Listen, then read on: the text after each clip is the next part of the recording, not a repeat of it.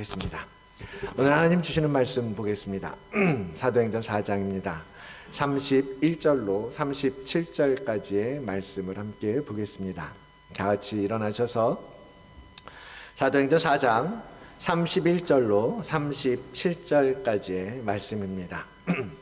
함께 한 목소리로 다 읽겠습니다. 찾으셨나요? 함께 읽겠습니다. 빌기를 다함에 모인 곳이 진동하더니 우리가 다 성령이 충만하여 담대히 하나님의 말씀을 전하니라. 믿는 무리가 한 마음과 한 뜻이 되어 모든 물건을 서로 통용하고 자기 재물을 조금이라도 자기 것이라 하는 이가 하나도 없더라. 사도들이 큰 권능으로 주 예수의 부활을 증언하니 무리가 큰 은혜를 받아 그 중에 가난한 사람이 없으니 이는 밭과 집 있는 자는 팔아 그 판 것의 값을 가져다가 사도들의 발 앞에 두매 그들이 각 사람의 필요를 따라 나누어 줌이라. 구브로에서 난 레위족 사람이 있으니 이름은 요셉이라. 사도들이 걸어 바나바라 번역하면 위로의 아들이라 하니 그가 밭이 있음에 팔아 그 값을 가지고 사도들의 발 앞에 두니라. 아멘. 하나님의 말씀입니다. 잠시 기도하겠습니다. 하나님, 오늘도 주님의 거룩한 말씀 앞에 섭니다.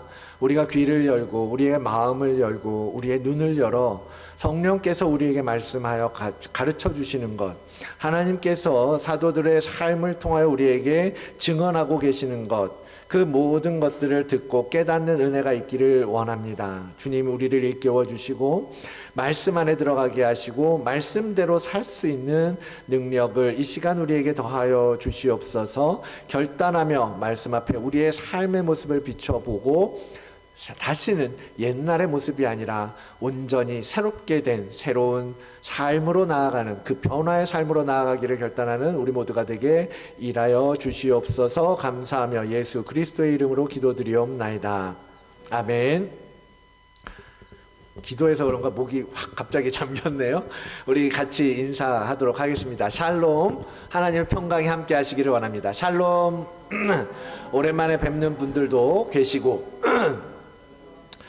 몸이 안 좋은 가운데 있다가 회복해서 나온 분들도 계시고 합니다. 여러분 모두에게 하나님의 평강이, 하나님의 은혜가 날마다 더 더해져서 여러분의 삶에서 그저 그것만 증언할 수밖에 없는, 그것을 하나님의 사랑과 은혜를 증거할 수밖에 없는 여러분 모두의 삶과 여러분 가정이 되기를 축복합니다. 오늘도 계속해서 사도행전 4장의 말씀을 보고 있는데요. 이제 오늘 본문은 교회가 본격적으로 교회의 모습을 갖춰가고 또 그러한 변화 가운데 들어가는 모습을 기록해 주고 있습니다. 지난주에 우리는 그것을 보았습니다. 날마다 우리가 계속해서 기도하기에 힘써야 할 것이고 지속적으로 이 세상에서 바로 서기 위해서 우리는 끊임없이 우리의 내일을 위해서, 오늘을 위해서 기도해야 합니다 라고 지난주에 말씀을 나눴습니다. 그렇게 기도하기에 힘썼던 사도들과 제자들 가운데 이제 오늘 본문은 누가는 놀라운 변화가 시작되고 있음을 우리에게 증언해 주고 있는 것입니다. 그 변화가 무엇인가 오늘 본문을 통해서 함께 생각해 보려고 하는 것입니다. 먼저 31절이지요. 빌기를 다함에 모인 곳이 진동하더니, 공동체가 함께 기도하고 있었잖아요. 그러한 가운데 그들의 기도를 마치고 그들의 예배를 마치니까 그 모인 곳이 진동했다라는 거예요. 하나님의 권능이 임했고 성령의 충만함이 임했다라는 것을 누가는 기록하고 있습니다. 사도들은 다시 한번 성령의 뜨거운 임재를 경험한 거예요. 우리가 2장에서 보았던 것처럼 한 곳에 모인 제자들에게 뭐예요? 하늘로부터 급하고 강한 바람 같은 소리가 났다라고 기록하고 있잖아요. 그 2장에서 그 오순절 성령이 임하셨던 것처럼 오늘 지금 그들이 기도한 곳에서, 그들이 모여 함께 예배한 그곳에 다시 한번 초자연적인 방식으로 성령이 임하셨다라고 말하는 겁니다. 오늘 본문을 준비하면서 저는 진동이라는 말이요, 내 가슴에 이렇게 깊이 들려지는 것 같았어요. 이 진동이라는 말은 뭐냐면, 물론 실제적으로 물리적으로 이루어지는 진동도 포함됩니다. 당연히 사람들은 어떤 진동을 느꼈다라는 거죠. 그것이 마치 지진이라든지 어떤 갑작스러운 충격과 같은 그러한 현상으로부터 오는 진동일 수 있겠죠. 이 진동은요, 성경 여러 곳에서 하나님의 임재와 연결되어 있잖아요. 그렇죠? 출애굽기에도 보면 출애굽한 이스라엘 백성들 가운데 하나님께서 임하실 때에도 온 산이 크게 진동하였다. 나팔 소리가 점점 커지는 것처럼 그러한 방식으로 하나님은 백성들을 찾아오셨죠. 선지자 이사야를 찾아오실 때에도, 그를 부르실 때에도 문지방의 터가 요동하며 성전의 연기가 충만하여지는 그러한 모습으로 하나님은 이사야를 만나주신 것을 볼 수 있습니다. 그렇게 어떤 물리적인 정말 초자연적인 강한 어떤 초자연적인 역사가 있었다라는 거예요. 그런데 누가가 지금 성령의 충만함, 하나님의 임재를 표현하면서 특별히 이 진동이라는 단어를 사용한 것은 그것이 물리적인 흔들림뿐만 아니라 그들의 마음이, 그들의 내적으로도 심히 흔들리고 삶을 변화시킨 사건이었기 때문이기도 합니다. 그래서 그 단어의 의미에는 이런 내적인 흔들림도 담겨 있거든요. 성령님이 모인 사람들의 마음도 흔들어 진동시켜서 지금까지 하고는 다른 삶으로 인도하신 것을 저자는 말하고 싶었던 거예요. 성령께서 오셔서 그들의 삶이 변화되었더라. 성령께서 그들의 삶을 바꾸어 주셨더라. 라는 것을 말하고 싶었던 거죠. 여러분, 동의하시겠죠? 성령께서 역사하시는 곳, 하나님께서 임재하시는 그곳에서는 그 누구라도요, 마음이 흔들릴 수밖에 없지 않습니까? 그러한 강력한 진동을 경험하게 되잖아요. 여러분이 하나님을 만나셨던 때, 여러분의 삶 가운데 성령께서 충만하게 임하셔서 여러분 정말 어떤 그 평상시에 느낄 수 없는 그런 감동과 감격과 어떤 진동을, 마음의 변화를 경험했던 적이 있지 않습니까? 그런 것처럼 누가는 그들의 예배의 자리에 너무나 놀라운 그러한 진동이 있었다라는 것을 지금 말하고 있는 것입니다. 이 성령이 흔드는 진동이 오늘날 우리 모든 성도와 그리스도인들에게 임하기를 축복합니다. 이 성령의 강력한 진동으로 인해서 어제와 다른 삶을 사는 것, 어제와 다른, 지금까지와 다른 변화를 만들어내는 것, 그래서 그 변화를 통해 복음 앞에 더 전진해 나아가는 삶, 우리 교회가, 이 시대의 모든 성도와 교회가 이 충만함을 경험하고 이 시대를 그 성령의 진동하심을 통해서 밝혀나가기를 원합니다. 지난 몇 년간 제가 이 교회를 위임받게 되면서 시도했던 것이 바로 이 진동이었습니다.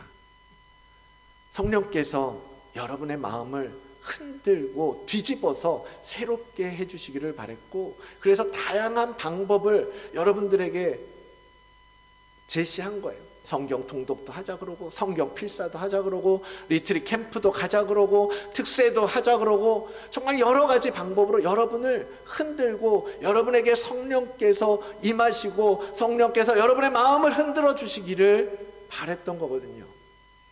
여러분이 지금까지 잘못된 신앙생활을 해왔기 때문이 아니에요. 여러분이 지금까지 틀린 방법으로 살았다 그래서 그런 것이 아니라, 우리 모두는 그러한 루틴 속에 점점 더 굳어져 가고 견고해지고 딱딱해지는 인간이기 때문에 우리 안에 그렇게 잠재되어 있는 것들을 다시 한번 일으켜 세워서 하나님을 향한 열망, 하나님을 향한 사모함, 우리에게 주셨던 그 복음의 감격들이 다시 일어나야 하기 때문에 여러분들을 진동시켜 주시기를 바랬던 겁니다.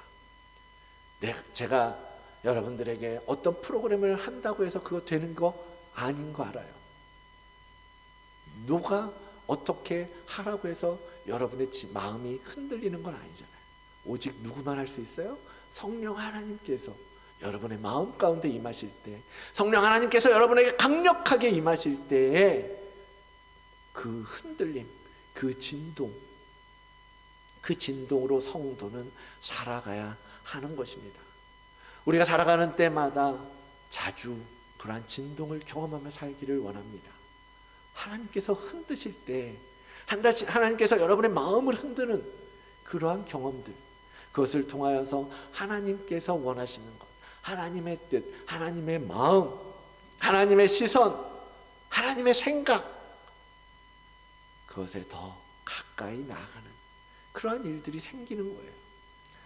우리가 식혜를 마실 때도 흔들어 마시잖아요. 그렇죠? 옛날에 그런 광고 있었어요. 흔들어 주세요 하는 주스 있잖아요. 오렌지 주스 흔들어 주세요 하고 마시잖아요. 왜? 가라앉아 있는 것들이 있기 때문에. 그것도 다 같이 먹어야 맛있고 함께 섞어서 먹어야 괜찮으니까. 그런 것처럼 하나님께서 여러분의 심령을 흔들어 주시기를 원하는 겁니다. 하나님께서 여러분의 마음을 흔들어서 그 마음 구석구석에 있던 더러운 것들은 털어내고 깨끗한 예수 그리스도의 마음이 다시 일어나서 그 마음으로 하나님의 교회를 위해, 하나님의 나라를 위해 여러분의 삶을 변화시켜 가기를 원하시기 때문에 그러한 진동을 통해서 일하시고 계시는 것입니다. 성령의 임재로부터 오는 이 흔들림, 하나님의 권능 앞에서 느끼는 이 전율, 그러한 것들을 통해서 여러분 일어서십시오. 우리 가슴을 진동하는 그 성령의 충만함을 통해서 움직이고 뛰고 영적인 역동성을 회복하는 여러분들이 되시기를 원합니다. 그러한 진동을 통해서 사도행전의 성도들이 지금 말씀하시잖아요. 담대히 하나님의 말씀을 전했던 것처럼 우리의 영도 그러한 진동을 통해서 복음을 회복해야 한다라는 거예요. 여러분이 먼저 깨어나야 하는 것이고, 여러분이 먼저 회복되어야 하는 것이고, 여러분이 먼저 그 복음을 살아내야 여러분이 말하는 그 복음이 실제적으로 능력으로, 힘으로 다른 사람들에게 전달될 수 있는 것 아니겠습니까? 그것이 성도의 삶 아닙니까? 이러한 진동이 초대교회 성도들에게 정말 큰 변화를 가져온 거예요. 오늘 보고자 하는 내용이 바로 그거예요. 32절이죠. 믿는 무리가 한 마음과 한 뜻이 되어 모든 물건을 서로 통용하고 자기 재물을 조금이라도 자기 것이라 하는 이가 하나도 없더라. 여러분, 무엇이 변화되었습니까? 그들에게 무엇이 나타난 변화가 가장 큰 특징이 무엇입니까? 바로 물질관이 바뀌었다라는 거예요. 물질에 대한 생각이 변했다라는 거예요. 내 건 내 거고 네 건 네 거고, 또는 네 것도 내 거, 내 것도 내 거, 그랬던 과거의 물질관이 이제는 모두가 함께 통용하는, 같이 쓰게 되었다는 그러한 변화를 누가가 기록하고 있는 거예요. 이와 같이 물건을 함께 쓴다는 기록은 지난 2장에서도 이미 우리는 보았었습니다.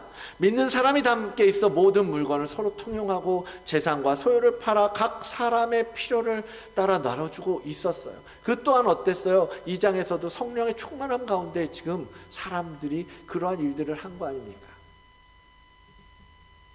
오늘 4장과 마찬가지로 성령의 충만함을 받은 성도들에게서 볼 수 있는 특징이 바로 이 물질관의 변화, 모든 것이 하나님의 것이라고 생각하게 된 그러한 변화라는 것을 말하고 있는 겁니다. 통용이라는 말은 공동의 소유를 의미합니다. 함께 공유하는, 함께 쓰는 거예요.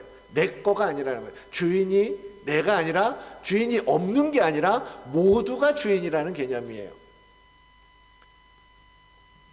이 말은 달리 말해서 나만 가지고 있던, 내가 독점하고 있던 나만의 주인의 권리를 내려놓는 것을 의미합니다. 내 거니까 내 맘대로 써도 좋고 내가 계획대로 내 뜻대로 하겠다라는 그 소유권을 포기하는 거예요. 그 핵심에는 뭐가 있습니까? 우리가 가진 모든 것이 하나님으로부터 온 것임을 인정하는 고백인 거예요. 내가 지금 살아가고 있는 모든 것이 하나님의 것이었구나. 하나님께서 내게 허락하셨기 때문에 내가 가지고 있는 것이었구나. 네 물질도, 내 열정도, 내 건강도, 내 의지도, 내 생각도, 이 모든 것이 하나님이 허락하셨고 하나님이 주셨기 때문에 마치 내 것처럼 쓰고 있었던 것보다 이제 그 모든 것들을 원래의 주인인 하나님께 돌려드려야 되는구나. 그것이 바로 초대교회의 공동체에 나타난 물질관의 그 물질에 대한 가치관이 변화된 그 모습인 거예요.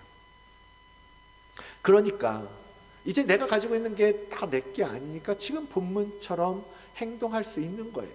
교회 공동체에 재산의 관리를 넘겨주고 있지 않습니까? 34절 35절 밭과 집 있는 자는 팔아서 그 판 것의 값을 가져다가 어디에? 사도들의 발 앞에 두었던 거예요. 사도들의 발 앞에 두었다라는 말은 무엇입니까? 그 권리를, 그 사용의 권리를 교회에게 내어주었다라는 거예요. 물질에 대한 소유권을 교회, 즉 하나님 앞에 맡겼다라는 것을 말하는 것입니다. 이 구절들이 불편한 분들이 계실 수도 있습니다.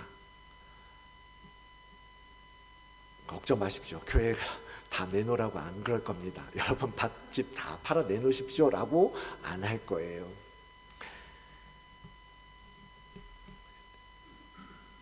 그런데 이 모든 일들은 누가 교회가 내놔라, 누가 바쳐야 한다, 그렇게 강요한다고 해서 되는 일이 아니잖아요. 그렇죠? 정말 이 모든 일은요, 성령의 그 충만함이 임하면 그 하나님의 마음을 진동시키는 권능을 경험한 사람들이 자발적으로 행하는 헌신이거든요. 누가 그들에게 밭집 다 팔고 내놓으라고 말한 거 아니잖아요. 그저 하나님께서 그들의 마음을 흔들고 성령께서 그들의 마음 가운데 충만하게 임할 때 그들은 그러한 헌신을 행했던 거죠. 초대교회에서 이루어졌던 이러한 헌신은요, 이제 더 이상 세상의 물질이 이 세상에서 의미가 없다라는 것을 깨달았다라는 것이고, 그 모든 것이 하나님으로부터 온 것임을 알게 되었구나, 깨닫게 되었구나 라는 점입니다. 그래서 그 소유권을 하나님께 다시 돌려드린 거죠. 그들이 가진 모든 것에 주인이 바뀌는 큰 변화였던 것입니다. 사랑하는 성도 여러분, 우리의 물질관을 점검하는 기회가 되기를 원합니다. 오늘 이 말씀 앞에서 과연 나는 어떠한 고백을 하고 있는가? 이런 고백을 하고 있는가? 그것이 그냥 비단 물질의 문제, 돈의 문제뿐만 아니라 하나님께서 우리에게 주신 모든 것, 건강한 몸, 우리가 일하기 위해 배웠던 지식, 경험, 우리에게 주신 좋은 성품들, 달란트들, 그 모든 것들이 하나님으로부터 왔음을 고백할 수 있냐라는 거죠. 그 고백을 실제로 표현하는 것이 바로 헌금의 문제거든요. 초대교회 성도들은 그 고백을 실제로 밭을 팔고 집을 팔아 하나님 앞에 두는 것으로 그들은 표현한 거예요. 그러한 방식으로. 그럼 우리는 어떻습니까? 우리가 하나님을 사랑한다고, 하나님의 은혜에 감사한다고 말하지만 그것을 어떻게 여러분들은 표현하고 있습니까? 말로만 그치고 있는 것은 아닙니까? 실제적인 헌신이 여러분의 삶 가운데 나타나고 있습니까? 지난주에 아들이 신혼여행 왔잖아요. 여러분들 축복해 주시고 해서 감사하게 여행 마치고 돌아갔는데요. 그 신혼여행 경비에 좀 많은 부분을, 여러 부분들을 이제 저희가 그 부분을 많이 이제 저희가 해줬거든요. 해주고 싶었으니까, 그렇죠? 아들이 왔는데 당연히 엄마가, 아빠가 비용 부담 하겠죠. 할 수 있겠죠. 왜요? 사랑하니까요. 우리가 사정이 힘들고 어렵지만 사랑하니까 그들이 정말 더 좋은 것을 맛보고 더 좋은 것을 누리고, 그럼 그게 엄마 아빠의 마음인 것처럼 우리가 하나님 앞에 사랑한다라고 말한다면, 우리가 정말 하나님의 은혜에 감격하며 산다면 그 하나님 앞에 우리가 하나님 감사합니다 말로 하고, 그리고 하나님 앞에 계속해서 바라기만 하고 그러면서 사라지겠냐라는 거죠.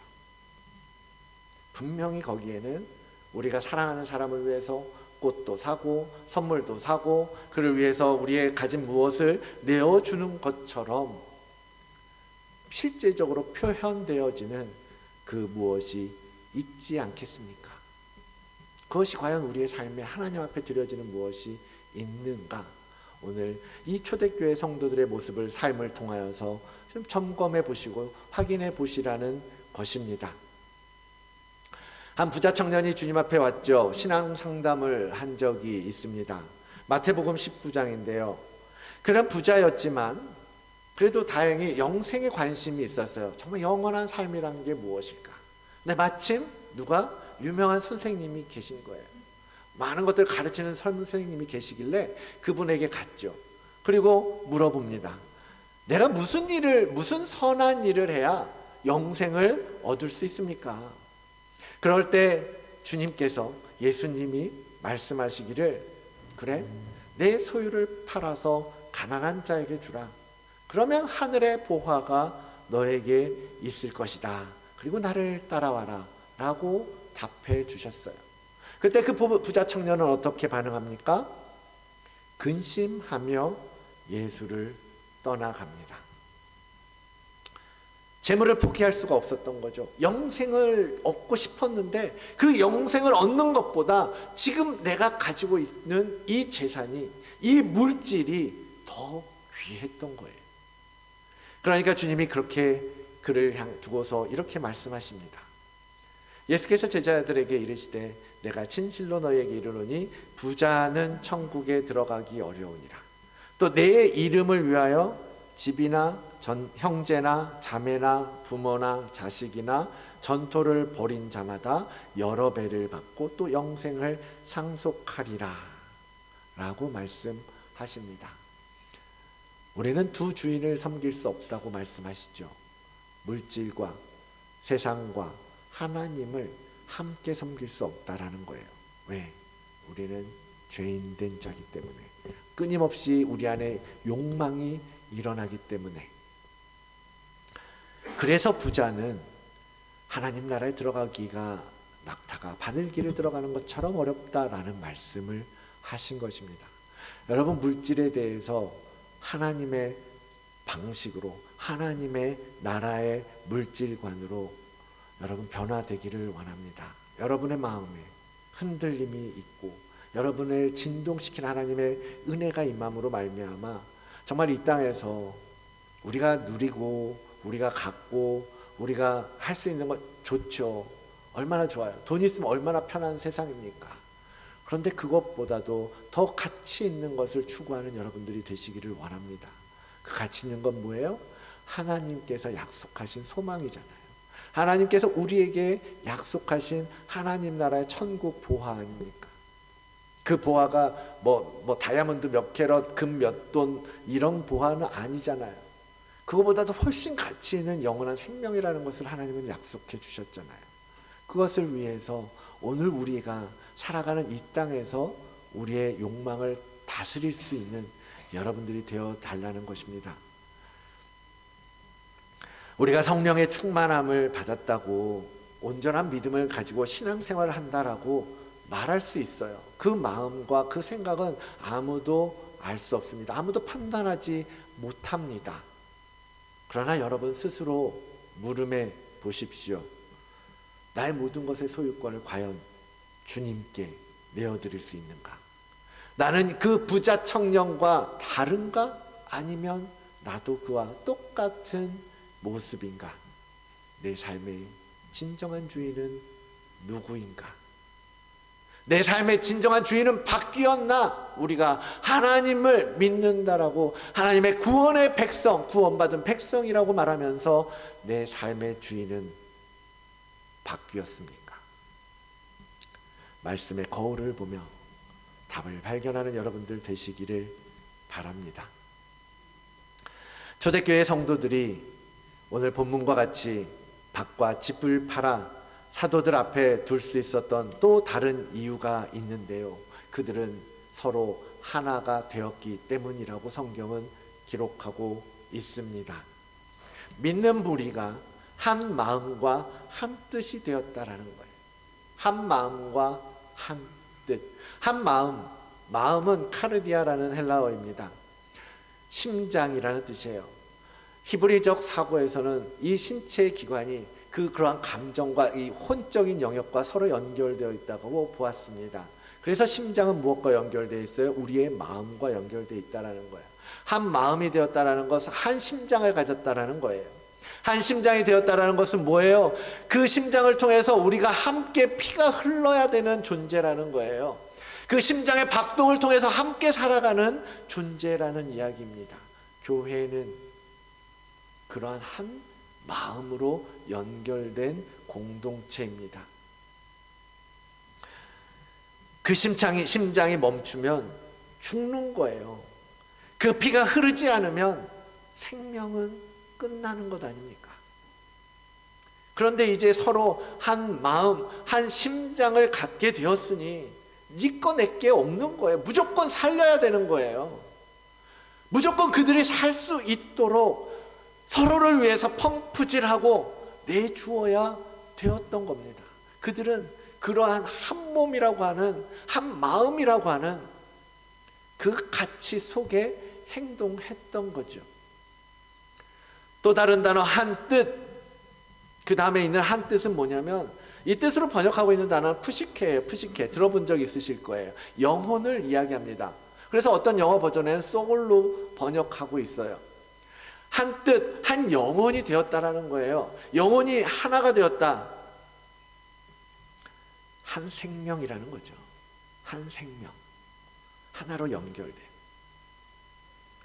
바로 그런 측면에서 성경은 교회를 한 몸이라고 부르는 것 아닙니까? 교회의 지체들은 서로 연결되고 한 생명을 나누어 갖고 있는 한 몸이고, 그 머리는 누구요? 예수 그리스도. 우리는 머리로부터 생명을, 근원을 공급받고 우리가 살아갈 수 있는 힘과 능력을 공급받고 서로 그 지체들이 하나 되어서 한 피가 흘러가면서 한 생명이 흘러가면서 살아가는 공동체가 바로 그리스도의 교회 공동체인 것입니다.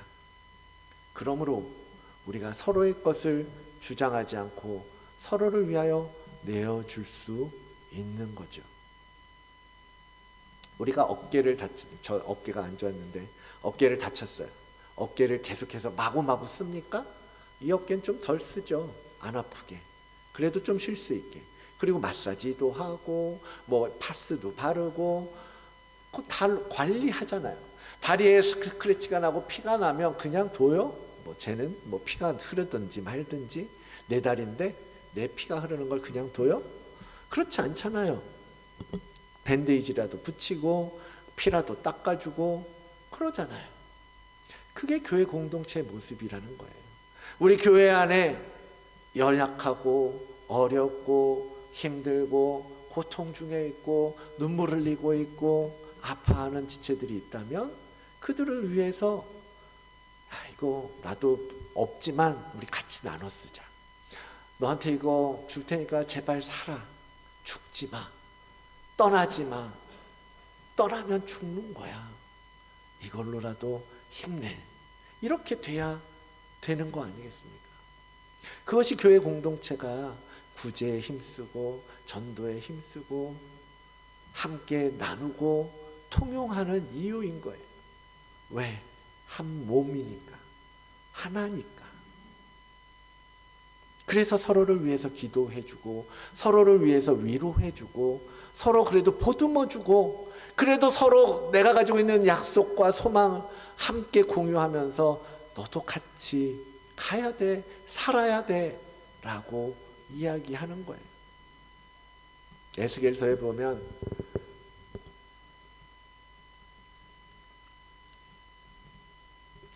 이스라엘과 유다를 향해서 하나님께서 말씀하시는 장면이 있어요. 피투성이라도 살아있으라고, 피투성이라도 살아있으라고 말씀하시는 장면이 있습니다. 여러분 힘들고 어려울 때 정말 피가 철철 흘러 넘치는 지체들을 보면서 아무 느낌이 없다라는 건 우리가 정말 과연 하나님을 진심을 다해서 믿고 있는지 점검해 봐야 되는 거예요. 여러분의 지체들이 함께 살 수 있도록 헌신하고 우리 공동체가 그렇게 세워져 가야 되지 않겠습니까? 사랑하는 성도 여러분, 우리 다드림 교회가 교회의 한 몸됨을 깨닫고 그 마음과 뜻을 하나로 만들어가는 그런 공동체가 되기를 축복합니다. 그리고 그게 더 넓게는 열방의 교회가 되는 거예요. 그 열방의 교회가 그리스도와 함께 한 몸된, 연합된 공동체라는 것입니다. 모든 그리스도인들은 예수 그리스도를 통해 하나로 연결되어 있다. 심장이 연결되어 있고 그 영혼이 연결되어 있어서 그들의 아픔은 우리의 아픔이 되고 그들의 기쁨은 또 우리의 기쁨이 될 수 있는 것입니다. 그냥 오늘 타이밍이 그래서 선교 후원주의를 정해서 이제 필리핀 선교를 위해서 돈을 모으겠다라는 목적도 물론 없는 것은 아니지만요. 그것보다는 우리 모두가 한 마음이 되어야 되기 때문에 이 주간을 정한 거예요. 여러분, 이 선교를 위해서 여러분도 같이 가지 못하신다 하더라도 함께 마음으로 동참하시고 참여해서 한 마음으로 이번 선교를 잘 해보자 라는 생각이 들었기 때문에 선교 후원 주의를 특별히 정했습니다. 그런데 오늘 주신 이 말씀 또 공교롭게도 그러한 맥락의 말씀인 거예요. 필리핀의 늘사랑교회도 우리와 연결된 한 몸이라는 거죠. 그래서 그들이 지금 제가 톡으로 자주 올려드리는 부분들이 있지만 여러 가지로 재정이 필요해요. 교회를 세우고 있고 짓고 있어요. 건축 중입니다. 돈이 많이 필요하겠죠. 재정이 많이 필요하겠죠. 학생들은 끊임없이 몰려와요. 아이들이 계속해서 교회에 와요. 어른들이 자꾸 교회에 와요. 교회는 좁죠. 그들은 교회에 와서 복음과 말씀으로 양육받고 그들에게 생명의 복음이 증거되고 선포되고 있지만 그들의 삶의 문제도 교회가 돌봐주어야 하는 것 아니겠습니까? 그래서 필요한 거예요. 세상의 물질도 필요한 거예요. 우리가 비록 연약하고 작지만 그곳에 살아가는 그들에게 정말 참된 소망이 되시는 예수 그리스도를 소개해 줄 것이고 조그만 도움이라도 내어주고 나눠주고 올 것입니다. 그들의 삶의 무게를 함께 해주고 올 거예요. 네, 여러분의 개인적으로 힘들고 어려우면 하지 않으셔도 괜찮습니다. 할 수 있는 만큼 여러분의 마음을 나눠주시는 거예요. 여러분과 하나님의 관계 가운데에서 주시는 마음의 감동을 따라서 드리시면 되는 겁니다. 그 받은 은혜를 나누어 주고 우리는 그 감격을 그들에게 전해주고 오는 거죠. 감사하게도 저의 단기 선교 소식을 듣고 한 건강식품 회사에서 치약이랑 구강 청결제 스프레이랑 해갖고 45kg 정도를 주셨어요. 그거 갖다가 거기 뿌릴 거예요. 얼마나 감사해요. 칫솔 주신다는 치과 병원도 있고요. 다 여러분 나눠드리는 티셔츠도 후원을 통해서 제공된 거고요. 여러분 그게 초대교회의 모습. 지금 초대교회 사도행전의 말씀이 그런 모습인 거예요. 내 것을 가지고 함께 나누어서 함께 통용하여 하나님의 나라를 세워가고 연약한 지체를 일으켜 세우고 우리 안에 고통받는 지체들에게 힘이 되어주고 그래서 가난한 자가 하나도 없는 그러한 세상, 그것이 하나님의 나라의 하나님 공동체의 본질적인 모습 아니겠습니까?